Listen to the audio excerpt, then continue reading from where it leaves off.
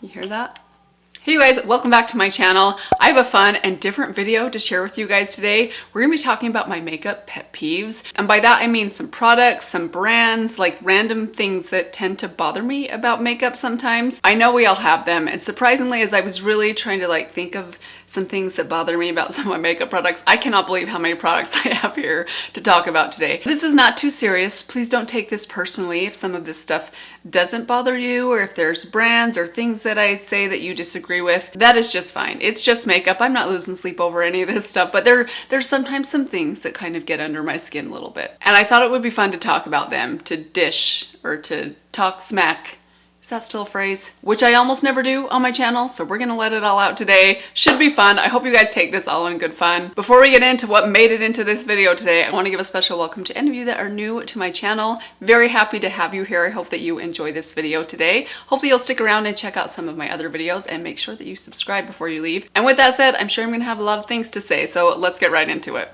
Okay, what to start with? I have a bunch of stuff here. Initially, I had just a couple of things. Once I started really thinking about little things that bug me, it was like the floodgates opened. I suddenly started remembering all the little things that sometimes get on my nerves just a little bit. So why don't we start with what I'm guessing is a pet peeve for many of us, especially if you are a drugstore makeup fan, and that is the plastic lid situation, or the failure of the plastic lid, or breaking plastic lids. So this is a problem that I found with a lot of drugstore brands. I'm not necessarily picking out a specific brand for this, but some of the culprits tend to be Essence, like the Pure Nude highlighter right here. Got another Essence, the blush. Again, these are products that I really like. I've got a Makeup Revolution highlighter right here that has a broken lid. You know what I'm talking about, the little hinge that tends to break sometimes. Now, some products I actually don't mind that much, particularly when they're square in shape. Hear me out, this sounds a little crazy. I don't mind like my Wet n Wild eyeshadow palettes that break sometimes, my Wet n Wild highlighter or bronzer that is broken, but it's the round ones that really bother me, because I actually store all of my blushes, my bronzers, my highlighters kind of upright like this, and these tend to want to roll, and once they start to roll and the lids fall off, it's very, very annoying. If they're square, they don't do that. So it's a little bit more annoying when it's a round shape like this for me personally. And I also find that a little piece of tape isn't gonna help as much when it's not square. So round lids that fall off. One of my biggest pet peeves, I know it's one that bothers a lot of you guys as well, and some of you even told me that's the reason that you buy high-end makeup, so you don't have situations like this all over in your makeup collection. But it doesn't bother me enough to sway me from using products like this that I still think are really amazing. I just wish there was a way. Technology, science, can you not help us out? Like make a better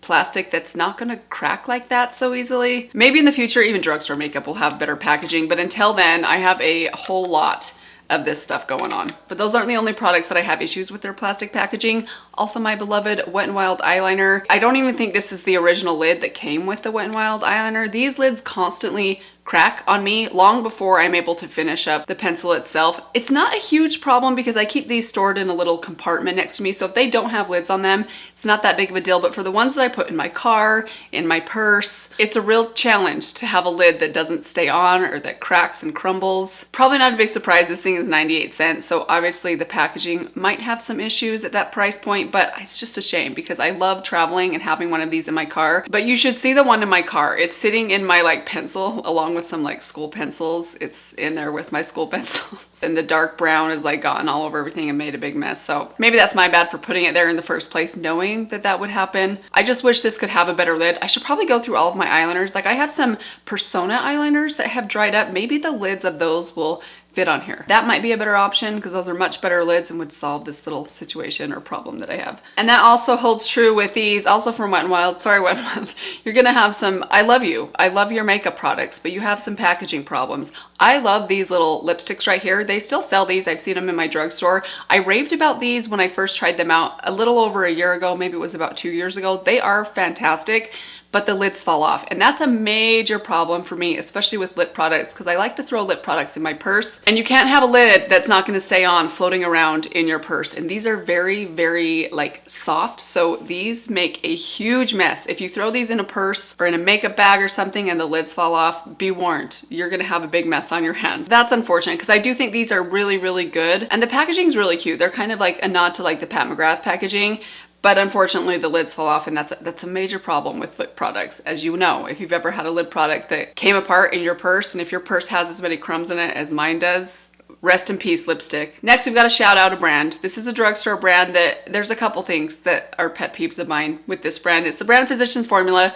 Love you, Physicians Formula. You make some fantastic products. But number one, your packaging is obnoxiously bulky, and it's not even the thickness of it, it's the roundness of this packaging. These are so difficult to store. They don't fit in any storage units or drawers. When you put them like lined up in a drawer next to your other bronzers or other makeup products, they just don't sit very nicely in there. I can't stand this little compartment right here that holds the brush that I'm pretty sure nobody ever uses. If you actually use the brushes or the little sponges that come inside here, let me know down below. Do they work? I actually haven't even given them a chance. Maybe I shouldn't be ragging on them when I haven't tried them, but I just don't like that. I wish it was a little bit slimmer. They actually just rebranded or repackaged this bronzer. This is the old butter bronzer. I still have quite a bit left in mine, surprisingly, because I use this thing a lot. But even in the rebrand, it's still the bulkier packaging, and I thought, man, that was a missed opportunity. I know a lot of people complain about that. I would love to see them slim things down a little bit. That said, I've had this bronzer for a good 4 or 5 years now, and it doesn't have a broken lid, so I'll give them that. And just one more thing about Physicians Formula, their pricing. They have some really expensive makeup products, especially if I'm in a drugstore that's not a Target or a Walmart. I'm always surprised at how expensive their products are. I mean, some of them are up in like the $20 range, which is still really hard for me to get past. I know their products are good. Everything that I think everything I've tried from them, I've really enjoyed. But that said, I don't have a ton of stuff from them. And I think that's the reason why. The price tag just kind of always pushes me away a little bit. Next up, are you surprised? Sponge applicators. I had to mention the Maybelline 4-in-1. It's not even the sponge applicator, but this is a product that I feel like would benefit from being in a squeezy tube because it tends to kind of like separate a little bit. And I also just don't like this thing. It's always wet. Every time I open it, it's wet, which gives me kind of the heebie-jeebies a little bit. Like I feel like I'm putting a sponge that's been sitting on my kitchen sink in a plastic bag after it's been used on my dirty face over and over and over again. I'm not even a germaphobe, and it kind of bothers me. Like it feels a little germy even to me, who I can handle germs for the most part, but I just don't love this packaging very much. It's not just the hygiene issue, it's just kind of the feel and just the user friendliness of this. I just don't love. I would love to have seen this in a squeezy tube. I have said that so many times. I'm sure you guys are tired of me ragging on the 4-in-1 by Maybelline. In fact, I think the last time I talked about it, I think I said, I'm sure you guys are tired of me ragging on the Maybelline 4-in-1. But is it just me? Am I the only one that has issues with those large spongy kind of applicators? I actually didn't mind it that much in the Age Rewind concealer, but in the larger, more wet product, it's just a little icky to me. I just don't like it. I also wanted to say that about the Charlotte Tilbury contour wand. This one doesn't bother me as much, I think, because it's a little bit smaller and it's Charlotte Tilbury and it's very pretty, which is so, that's so sad. This is a really good product though. Again, I don't love the sponge applicator. I just find it to be a little bit troublesome to use. I kind of get with this one why it would be that way, because it kind of does diffuse it a little bit when you put it on. I can see that having this one in a squeezy tube might be a little bit harder to apply it, but I still would rather do that and just tap some on the back of my hand and use a brush than use the actual applicator on this. It always feels a little bit wet. I never know exactly how much product I'm getting on the actual applicator before I put it on the face, and that's the same thing with this. Like I don't know how much product as I'm twisting it is coming out in the little applicator. So it just makes it a little bit hard to use. And as expensive as this is, and as much as I love the product inside, it's a lot of money to spend on something that bothers me a little bit. I'm not sure that I would repurchase this one because of that, which is sad because I think the product is really beautiful. Let's talk about some smells, shall we? First off, the Say Glowy Super Gel. I probably already ruined this product for a few of you when I mentioned what I think this smells like. And some of you disagreed with me, which makes me kind of wonder if maybe I got a bad one. I haven't made it into a Sephora to smell out like a tester of this yet, but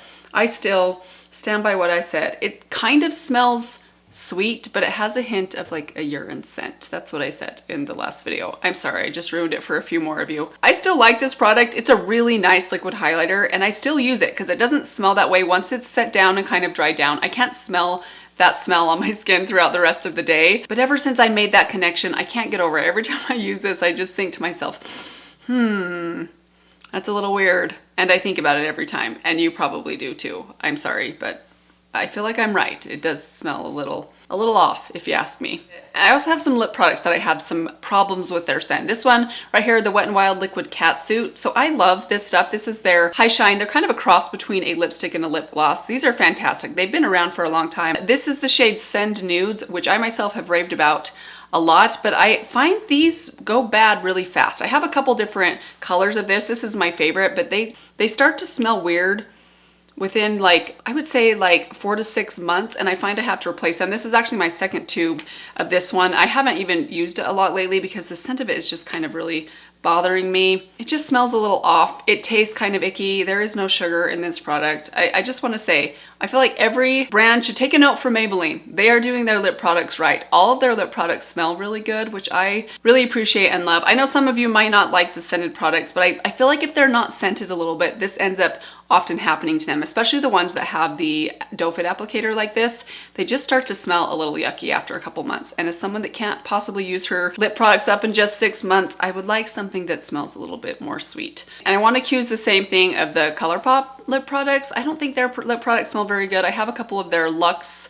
lip oils or lip glosses. Honestly, they may not even make those anymore, but I had issues with those lip glosses smelling a little weird as well, because again, they just didn't smell good, and they end up smelling bad if they don't initially smell good. Okay, let's talk about some foundation. So I have found that I am not a foundation pump person. I have issues with most of my foundations that come in a pump. I'm just gonna go through a few of them, a lot of them for you guys today, and explain what I'm talking about. I know I might be in the minority. I think most people like their foundation to come in a pump, but let's just go through a couple issues I have. My Misha BB cream.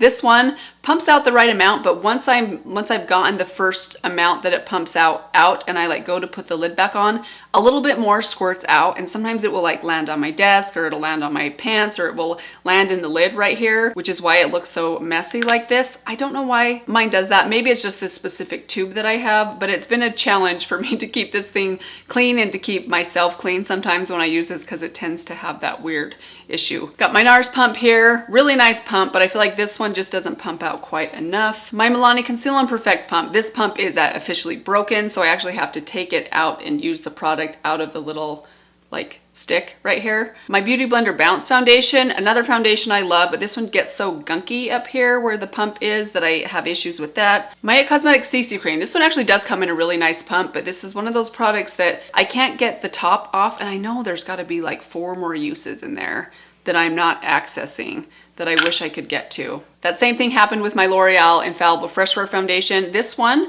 when you get done with it, as in it doesn't come out of the pump anymore, there is still a good like 1/8 of the bottle left of this stuff. But when I tried to open this thing, I practically ruined one of my blouses. It made a big mess. It's really hard to open, but if you can get it open, you can access like a whole lot of product left in there. Mine has officially been scraped out, so I've successfully used it all, but it was a challenge to work with this pump, and I kind of wish it just came in a squeezy tube. One pump that I actually really like is this one right here. This is the Estee Lauder Futurist Hydro Rescue foundation. This one pumps out the perfect amount. It's nice and clean, but I still feel like I'm gonna have the issue that I did with my IT Cosmetics and just getting the last little bit out. It probably won't come out. I'll have to just throw it away, unless maybe I cut off the top.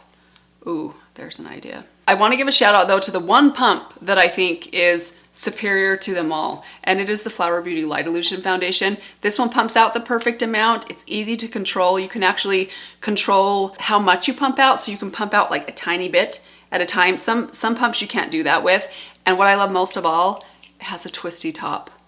How hard would that have been, some of these other ones, to do a twisty top? So I know once it's gone, or once it's not coming out of the pump, I'll be able to turn it upside down and still get the rest of the product out. But even those things I feel like would be solved by just a squeezy tube. I love the packaging of the Dior Forever Skin. I love the packaging of the MAC Face and Body that I'm currently trying out. My Mise en Snell Repair BB Cream, I have the one that comes in the squeezy tube, and I love it. I love a squeezy tube. The L'Oreal Serum Foundation comes in a squeezy tube. I just think for me, squeezy tubes are the best form, because I know I'm gonna get all the product out. They're not as messy, they're not as temperamental. I just prefer them. Okay, I have a minor and surprising pet peeve to share with you guys. You hear that? It's not squeaking anymore. I fixed it. Me talking about pet peeves was enough to whip this thing into shape. Okay, I was gonna talk about my Natasha Denona Glam palette because it squeaks, but it's not squeaking anymore. I feel like the threat of me talking about it fixed it. Magic. So last, I just want to talk about just a couple of brands kind of that can sometimes be a pet peeve for me. I hate to do this because these are actually both brands that I really, really love. They have products that I use and love, but there's just some pet peeves I have with these brands. The first one is BH Cosmetics. You guys know I love BH Cosmetics. They make some of the best eyeshadows out there at some of the greatest prices. I have so many palettes from them that I absolutely love. They're one of my #1 recommended brands for an affordable eyeshadow palette that gives you high-end quality. But I have two pet peeves with them. Number one, they seem to be going in the direction of only doing eyeshadow palettes, which as much as I love their palettes, I've loved a lot of their other products. They had a brow pencil for a while that I really, really loved, a concealer that I thought was fantastic. Those it looks like are being discontinued. It also looks like maybe they're discontinuing their, hang on, let me just check for a sec. Yeah, it looks like maybe they're not doing their highlighters anymore. I think their highlighters were some of the very best and they're not making them anymore, which I think is so sad. But another thing that's kind of a pet peeve for me was one of their eyeshadow palette releases that they came out with. I think this was like over a year ago, so it's been a while. But I had to throw BH Cosmetics under the bus for this one makeup release that they came out with. And I know I'm not the only one that felt this way because I went through and read some of the comments on some of these palettes. But they had a series of palettes that came out with some very kind of cringy names. One of them was called the F off palette, but it actually spelled out the F word on the front of the palette, which obviously I have little kids at home. I can't possibly have a palette that has the F word spelled out on it. I know I'm just one person. This is just my opinion. And there's probably some people out there that thought it was very edgy and cool. Definitely not me though. I mean, the number of F words on the inside of this palette. And then the names of the shadows inside were very like, okay, bye, get lost, bite me, IDGAF, which I actually do know what that one stands for. Middle finger, deuces, beat it, B word please, mic drop. Whew, that's some serious attitude in an eyeshadow palette. Kind of makes me uncomfortable, but it wasn't even just that one. They also had one that was let that SH go, do not disturb, looking like a snack. And that one, by the way, if you want to laugh, go read the names on the looking like a snack palette. They're pretty cringy, and there's even some in there that I don't know what the initials stand for because I clearly am not on the up and up. But not just the swear words on the front of some of these, but just the kind of cringy phrases like low-key love you. I low-key can't handle that phrase. It makes me vomit a little bit in my mouth. That said, I still love BH Cosmetics. I just had to get that out. It's been on my mind for like a year, and I happened to be on their website, was reading some of those reviews, and they kind of made me laugh, so I wanted to throw that into this video. No shame to those of you that bought these palettes, that like them. I'm sure they're great. For those of you that think it's a fun trend or really into catchy phrases like low key, no worries, no shame. We're all different. I'm very sensitive about that kind of stuff. I cringe easily. Last brand I wanted to mention, this one's kind of funny, is the brand ColourPop. You guys know I love my ColourPop, not just their palettes. I have a lot of their other makeup that I love as well. And my pet peeve with them is probably the same that many of us battle, and it's that they release makeup so often, they discontinue products so quickly, it's hard to keep up. But that said, I was on their website this morning because I haven't actually been on their website for a while. It's been a while since I bought, and by a while, I think I did place an order from ColourPop during the holiday season, so it's not actually been that long. But with ColourPop, it feels like it's been a while because when I went on their website, I didn't recognize anything on there. But a lot of it caught my attention. I was like, that looks really pretty. And therein is the problem with ColourPop. They are so good at releasing makeup so quickly, making you think that you need every one of their palettes. And it's crazy to me to think that I have so many ColourPop palettes. I've decluttered a few palettes. I probably have every possible shade you could ever want or own, but I still am tempted by the palettes that they release, which I guess I shouldn't fault them for. They clearly have just capitalized or figured out a way to capitalize on the eyeshadow palette obsession that many of us have, me included. But I think I'll always have kind of a love-hate relationship with ColourPop. I do think their palettes are great. I think they have great formulas. I don't know, it's too much. I can't keep up with it. It's just too much. And I'm gonna try and hold off on ordering from ColourPop at least until June. And that is it for some of my makeup pet peeves. These are just some of the things that I thought of just off the top of my head. I'm sure there's more if I really sat down and thought about it, but these were some of the obvious ones as far as products or packaging, brands that kind of annoy me just a little bit. I hope this video was fun for you guys. Know that this is all in good fun. I mean, none of these makeup products I hold anything or harbor any real hard feelings against. In fact, a lot of things I talked about today are some of my favorite products, some of my favorite brands. Hope you guys had fun listening to this though. Maybe it made you think of some of the things that bother you about some of your makeup products.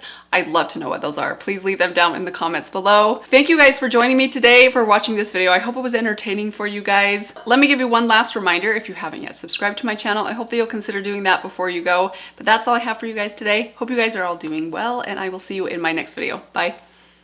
It was squeaking. I was gonna make a WD-40 joke and everything, but now it's not squeaking anymore. My one palette from Natasha Denona that was bought, oh wait, there it was. What kind of face do you make for a pet peeve thumbnail? Like, no, chins, Mandy. Trying to look like suspicious.